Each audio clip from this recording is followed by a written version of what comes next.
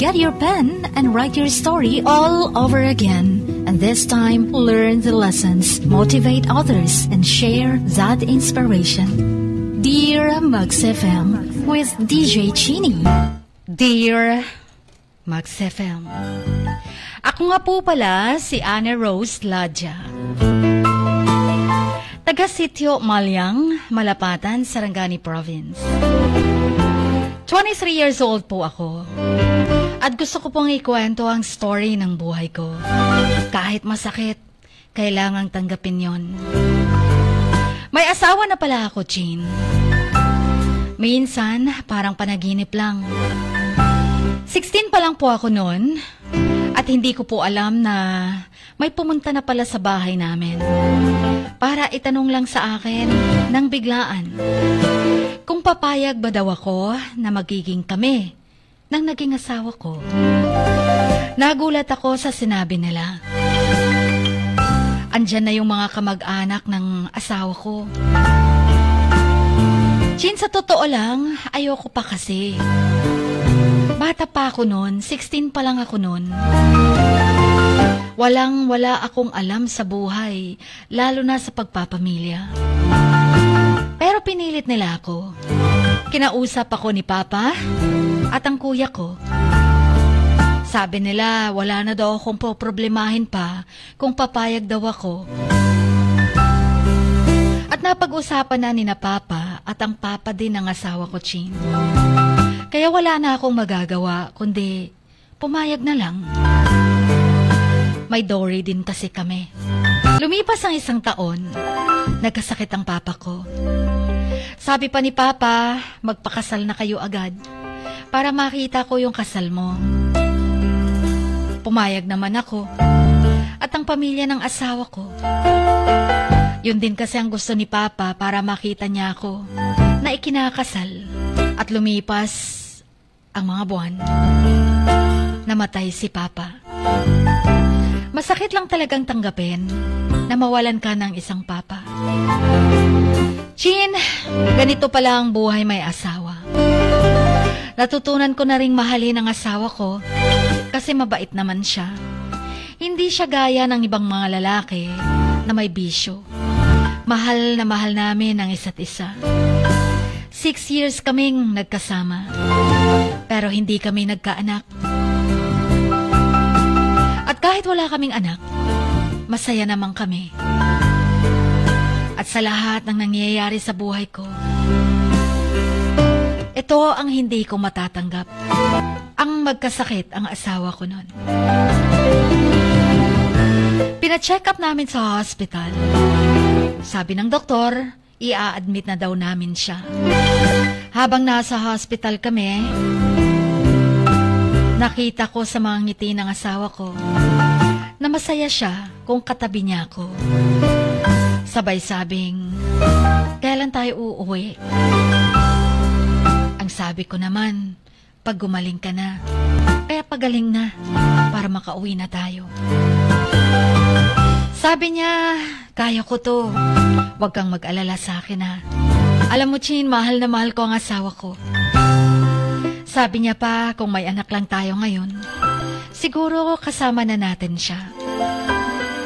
Pero sabi ko, pagaling ka nga. Kasi uwi na tayo. Hindi ko maiwasang umiyak ng araw na yon. Araw-araw kong nakikita sa mga mata niya, kahit hindi na niya kaya. Pero gusto niyang wag akong mag-alala sa kanya.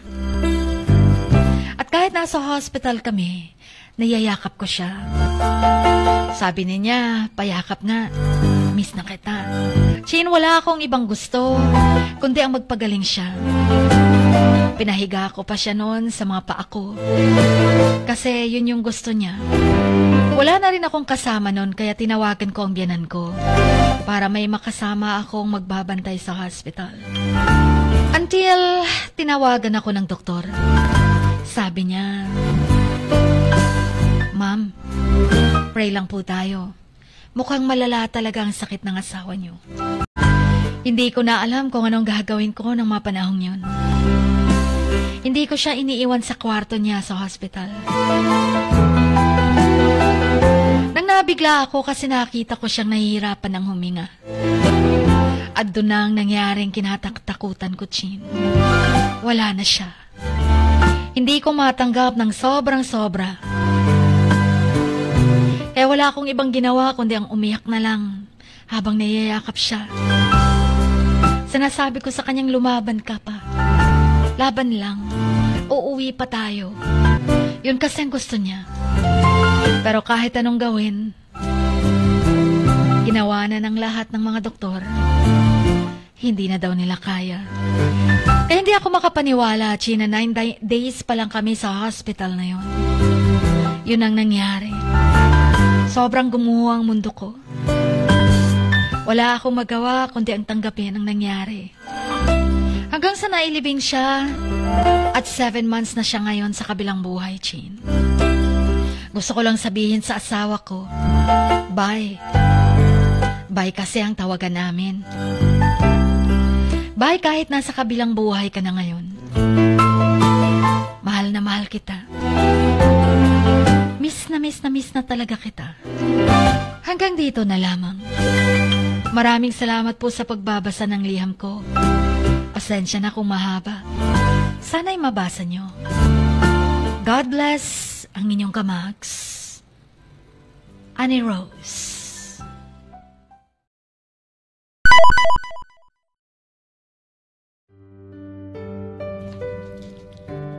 Sa bawat pagluha mo, may nakatagong kwento.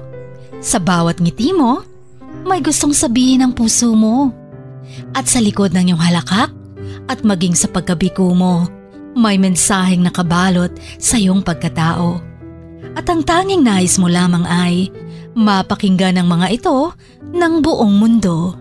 Dear Mugs FM with DJ Chini. Life has got all those twists and turns. Stand up for what you believe in. What lies behind you and what lies in front of you pales in comparison to what lies inside of you. Dear Mugs FM with DJ Chini. Sabi nga nila, ang pagsusulat kapag masyado mong diniinan hanggang sa susunod na pahina ay nagmamarka.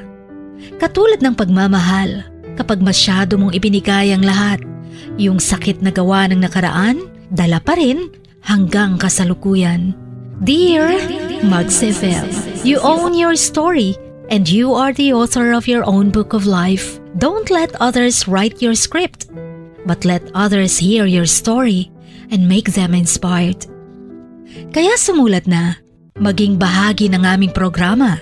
Dear Mugs FM with DJ Chini tuwing Lunes hanggang Biyernes, 1:00 hanggang 3:00 ng hapon sa Max News FM, Sock Sargent. Love, life, and lessons from the past only at Dear Mugs FM with DJ Chini.